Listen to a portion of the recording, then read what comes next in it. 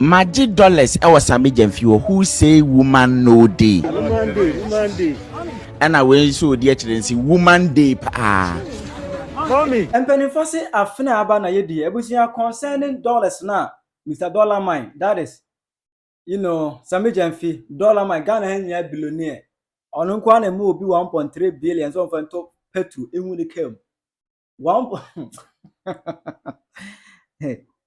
1.3 billion obi nye sikata ho we pan 1.3 di to fuel fakọ oda say sika no dey ma Agradaa no ai Ohene David abe react to that na in fact Ohene David abe ke kana adwene pa actually this ifo nyina so mu defend Sam Kwasia say we Sam Kwasia di we a Sammy Gyamfi na o mu defend no wa ke ka bia kire o mu papa hi Penyah block video me say any dey mo obe like video no other one subscribe button sabe click the notification icon for latest updates na be chere wa adwene dia ma me e wo comment especially about so na share video mo flash anya bia hwe it's Friday no and a popular on the internet say Sammy Gyamfi gold board chairman adashi an amount of money be to Agradaa.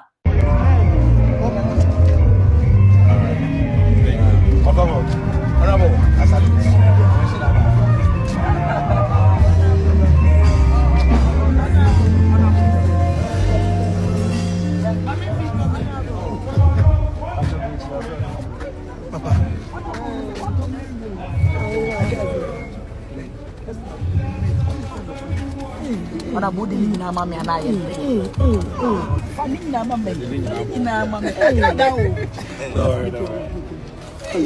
Honorable. $50. That was Sammy Gyamfi. Yes. Who say woman? Monday. Mommy, our house. I say go here, but I got a car is can I $10,000. 50, 51, 52, 53, 54, 55, 56, 57, 58, 59, 70. This is what pronounce it. This is what 10,000 US dollars. Hello, hi, it's me, Evangelist Agradaa. This is 10,000 US fucking motherfucker dollars. What about in this case? Ghana came 1.3 billion. And this kuma on fanto fuel. Odi free Ghana kula USA ASA. ASA. You move 1.3 billion on fanto petrol. But we buy no. And this one because and actually that buying since when and being generous became a crime. Ocho biska a be a crime. Just anybody be on Kwasia for my we mu a un tiasi. You move 1.3 billion on fanto petrol. Agradaa we hiani. Agradaa hiani. Obi be kan sembi. Wo yan this ni and the foot soldier. Your friend Dan, we campaigned vigorously to ensure NDC comes to power, but we've been dumped like a rag. I personally approached Sammy Gyamfi to help me pay my fees. All I needed was 1,000 Ghana cedis, but he said he had no money since he had not been paid, but has given Agradaa something bigger than I needed. What I say? Obi say Okobuza Sammy Gyamfi. If Sammy Gyamfi claims that we are generous manner, Obi Kobuza and NDC ni Kobuza Sammy Gyamfi was Renanda. Oh, here just 10 million per editorial school fees. Sammy Gyamfi came back and said, "Yentua omuka." But what you mean 1.3 billion? Akumo Agradaa some fan to full and money came. I mean, NDC for me and Kwasia full defending Kwasia Smith we a generous man. Munya san Kwasia Semrika. Munya say Jimino. Sadu we start MPP time and kill him. How umbesi akasa na Munya Jimino. Mumo be more Jimmy too much. I do see MPP ni NAS and Kwasia say we anka so shame dan ko nyaso. Kwasia kika bia na mudi akire Jimmy bia na mudi defend okruma no. Instead of say mo beba no busa say Sammy Gyamfi kan oba ya tese se mahama say obi anfa the 3 months we dey call one fund na what no healthcare fund na mahama no minister bia the 3 months pay ekom ejin say omonya ketua edwuma be no ye gold bot chairman appointment sika dey no ye into all of a sudden wenya sika eche obi $10,000 or the car sika egum ebro sa na say watime yi 1.3 billion FNK mu a it is even a crime to walk around with such a huge amount of money. In case you don't know, it is offense to walk around sika twitwi de we came out there kwa your offense. But end this for defending kwa just bibia Jimmy bibia you find ways to I don't know whether you want to make the government popular. Hey, this is nonsense. Munya kwase asem no. Mo be say party be di mboni a mo party nya niema yi. Enya kwase ade bia no adan say aboa na wo be defend. Munya Jimmy na mo Jimmy dodo. Aduwe no. Abusia Ohene David. Abe can be actually NDC for. Monhwe ne e course so. Enra ye ha no ma say ne si ye nti monhwe bi ne enko. Bacha ma kan tell say wo ayi TikTok na ohwe me a obetumi aba YouTube bra na ne me bedi hu nkomo no wanya ne ye ho asem ni nyina wan mpacho. Ne me ba beka ho asem ne say be ya benya the whole ayi no. Enra freedom fighters am who so be die ase wo ha. We NC yes yen crofo ye bia na mba okay ye beka no akire me kwa me ntumi nka ye nyina ebeginam ne aka ho asem ti mba cho ni ye nko.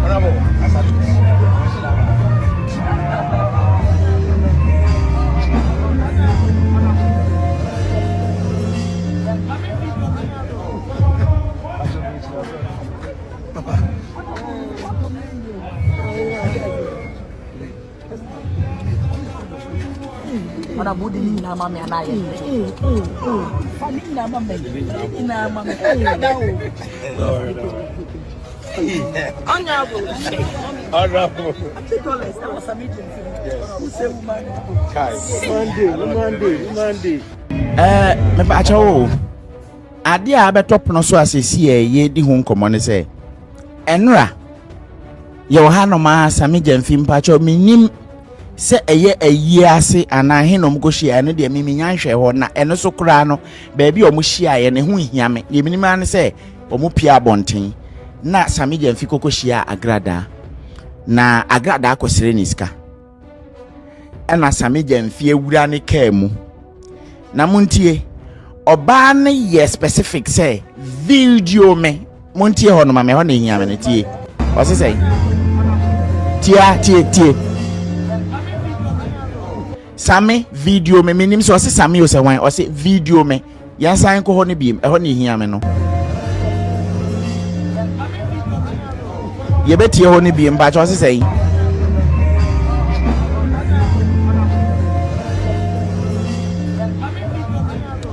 okay so o se Sammy video me dia Sammy video me Sammy is now a billionaire ba cho Sammy ben all right na ne kokko wie ne se unia sere sika na ye beche ni sika no wasi on video no ye musa se adwen ben na ewo Agradaa etima odi busa se sika no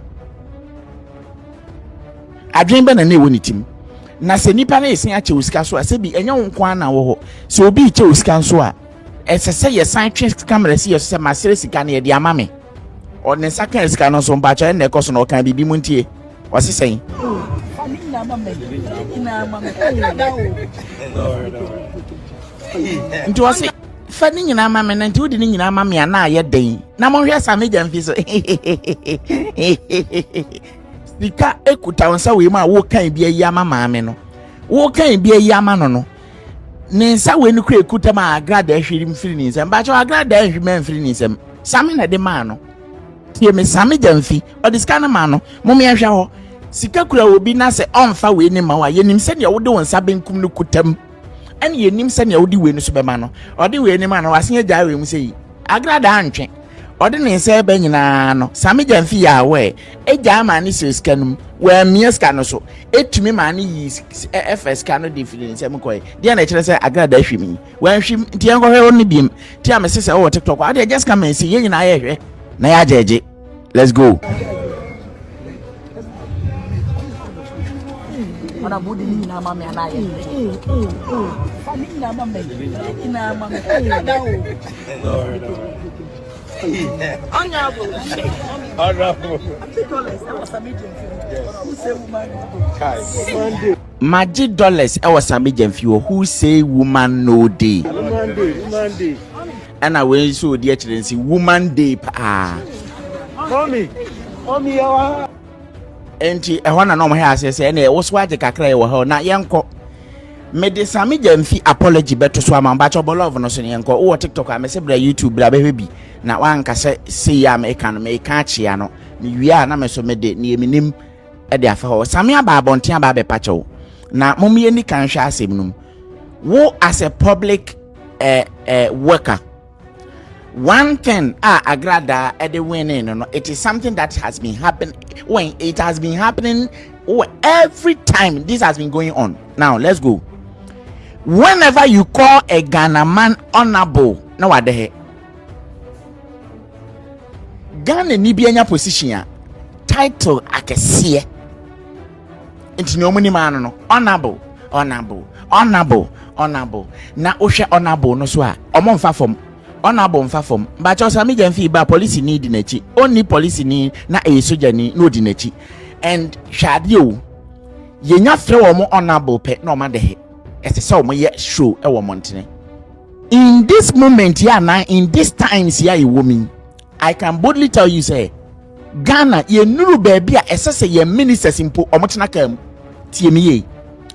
Ghana ni anase Ghana fo wohwe ya ho kirem ni amane ebremu ya enuru baby a Ghana minister bi ese se wono no ye ma ne fie ni su ekofi ontuaka light ekofi ontuaka wa fa cook ni cook no bi wa no wo mienu pacho cook ni ye different from maid ye wo fie ototo omo ne ma ma omo mpo a ono ase minister no o maid mienu o cook mienu o garden boy baako o gate man baako o policeman na o garden no baako ansana ne petrol free se okwa 1 kilometer bi ampacho o travel allowances but bosumi ni nyina na yeso o 320 something gallons of petrol and diesel digu ni kem enti sani pano wase abeje batim allowances, travel allowances, okwa ahomegie ma slay queen allowances, wo mo mbekwa komimian hotel amasaje no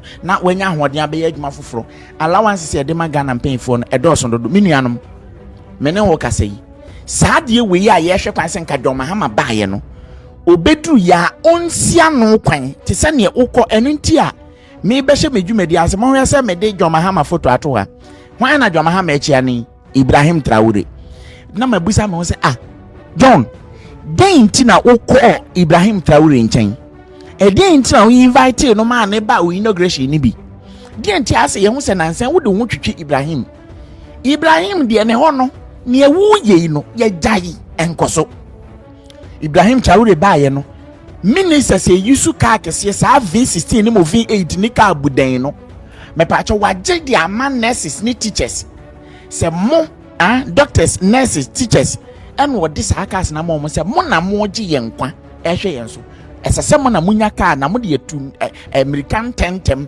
akoy yen de ye be yusu gbagbara no ye de ye adwuma entimi na o ka sei Ibrahim Traore honom san Kwasia Sammy ya Sammy Gyamfi nom won wo sa de we no ka we no mo de na ma dollars gum no me pa chaw enye adwuma obokin entimi busa me ho say enti wo ko sa Ibrahim ni nchen no den ti na wo ben no say na okwa akosire ntosi because ote say oba bedi akonwa no joma ha ma ebe fa akonwa no wate say ya lock Burkina say yen exporting niema mfiri Burkina ebasa Ghana ho bekire ni nti ese wo bre no ho ase ma akwala ketekete Ibrahim Traore no ese ye bre ho ase ma no se ne ebe ya Traore bebie ne border na jene ntosi ene niema kakra ye fafiri Burkina no aba be som Ghana fo but bra no baaye no ono obia onfa na ni ntro obia so sei wono abie ni tomato factory ono ankasa so ma ne nkofo ne do tomatoes no ono asan to ne ye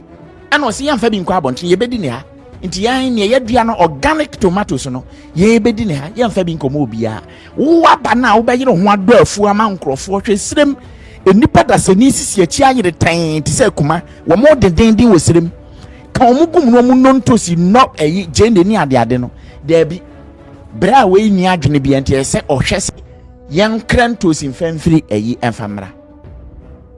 Now yate as a public servant et se Sammy Gyamfi no ye musa say owo hu kwan se odi dollars gu ni ka mu nante because minim hwe no Ghana se mo na mote sa de abrochire ha ye wo a certain amount bi a ye ti wa bontene na se sika ne kutawa you will account for that e wo se wo bu ho akonta de kire o man no we are making bacho wo enye otan ana odo na me wo man DC meka se ne ete ne yakọ Sammy Gyamfi nam watimi anya dollars e de che won e de che nkofo abontene wow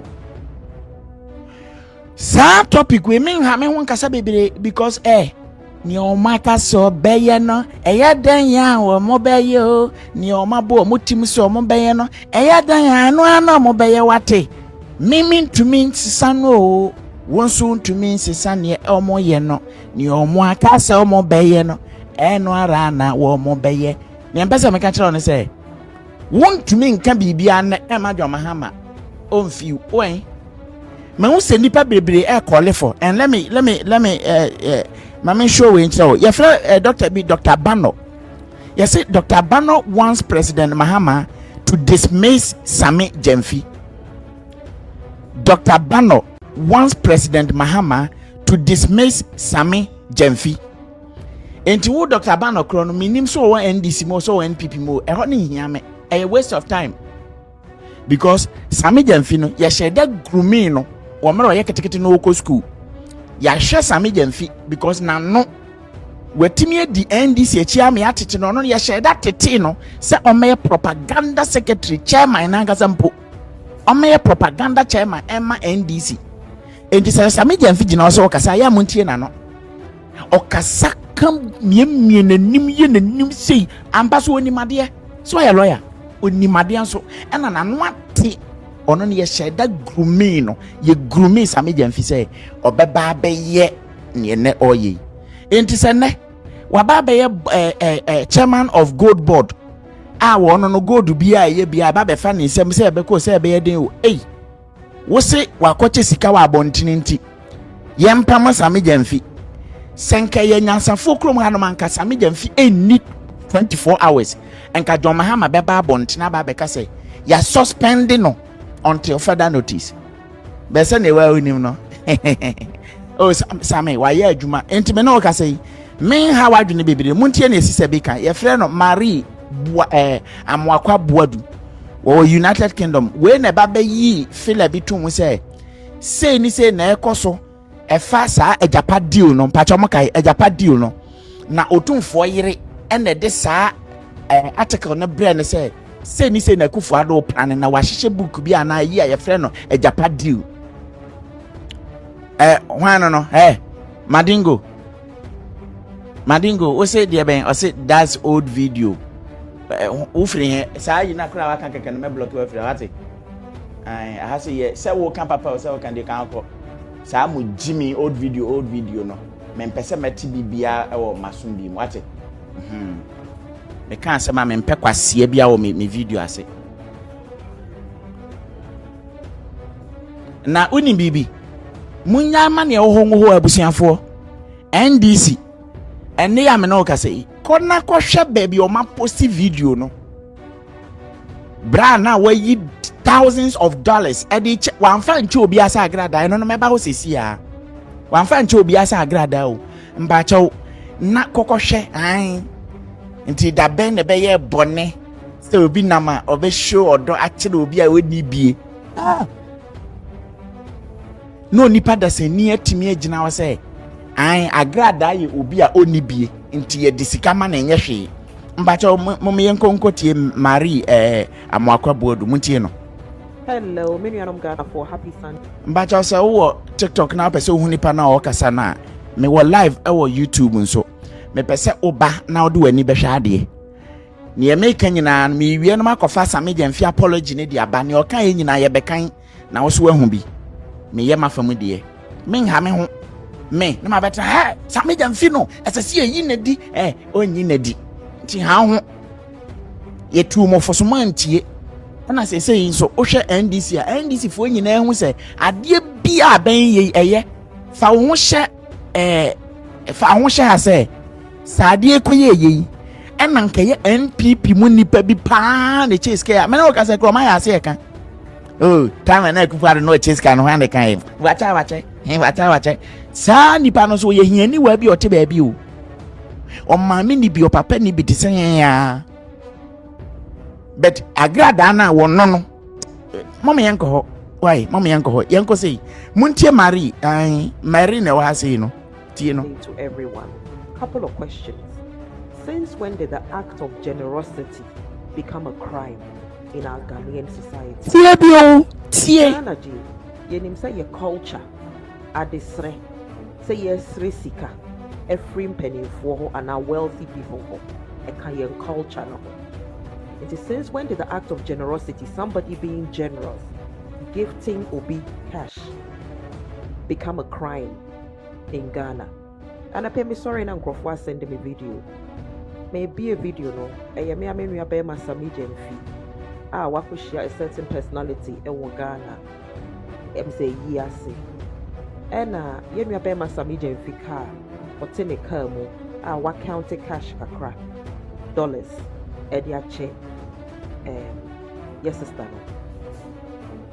Now, if somebody decides to be greedy and snatch the remainder of Sikano from Sammy Gyamfi, as well as the other Sammy Gyamfi, I intend to say, or they chenana. My question still remains: is since when did the act of generosity become a crime? But you know what? Area say, yes, we live and learn. Intimate say, many a bear no. What see a munyanadi and waka, wafa feedback and every. A question I may say, be some honey say. So, had he done this act of generosity?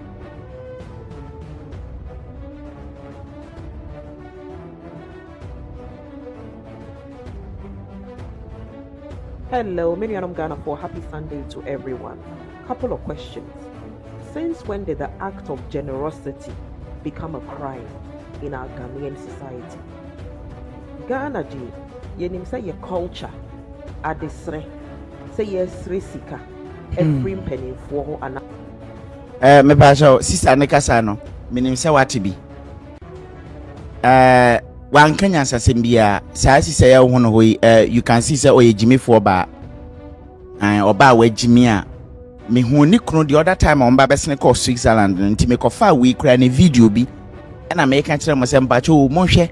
Switzerland a me koye no baby kura me koye airport no wa na sister no so wa ma hu se o ko holidays a won nam Switzerland nti mo nhwe sister e ba ne nkasa yi mu nyina no we ote wo no oye NPP full member o ma disappoint no na wa twe no ho abewura NDC mu na wa fa NPP ho abufu kase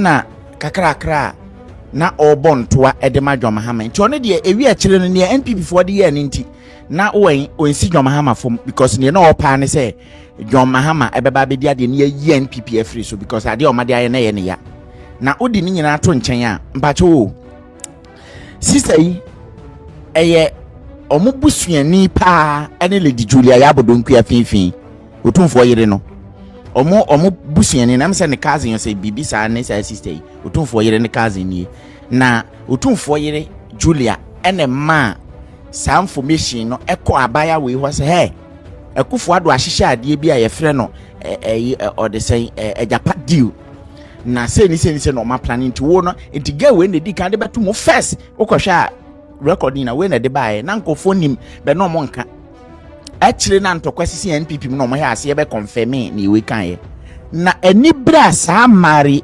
amoakwa boaduwi ani bra ne yi pa wo yire wo ho jam NPP foi na ohwe on ye ntia me say me join NPP ni NDC da and they equity opportunity pa when you speak for these two political parties, any one of them it creates opportunities for you. I won't do it maka and they know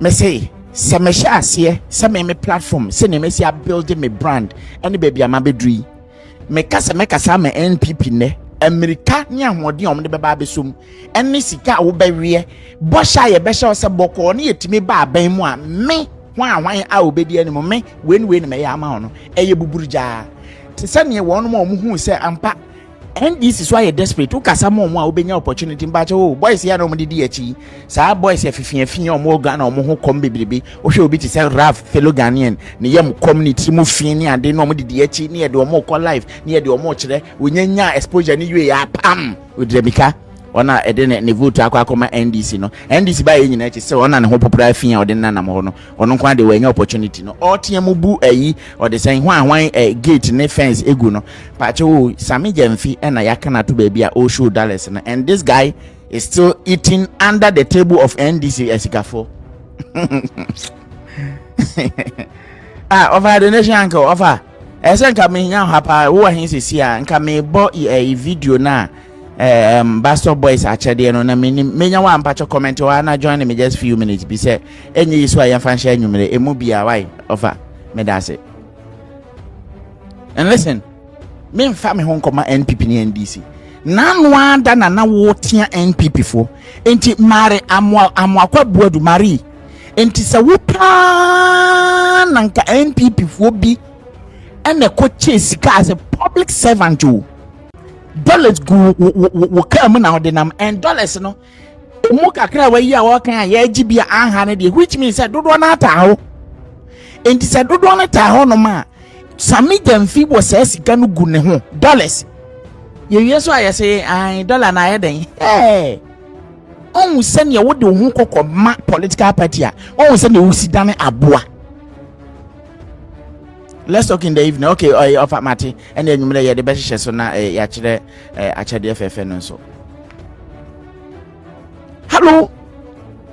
Shepa say oye ene wa folia ma NDC nti ohun boni a won ho se Sammy Gyamfi ekura sika ente say dollars e de ko ekwa abontino Agradaa mpo ne amane kakra sei na won mo maka na dofo mbeba secretly ane senye sika kitwa wasem ne yeka no ohun problem bi e wo ho muntie the same Sammy Gyamfi na ansa na makwa mba cha otie Sammy Gyamfi wa hamba sa otie na num asem kakra bi tie we ma metie. Understand it. In section 1.3 you can put it back on the screen. It says that once money is found in your custody and you cannot account for the money and that money is disproportionate to your income, you shall, not may, mandate to you shall be deemed to have committed the offense of money laundering. Sango fwe ba empacho enyo mo no ma here ase I donate my 3 months salary into the Ghana healthcare. My 3 months salary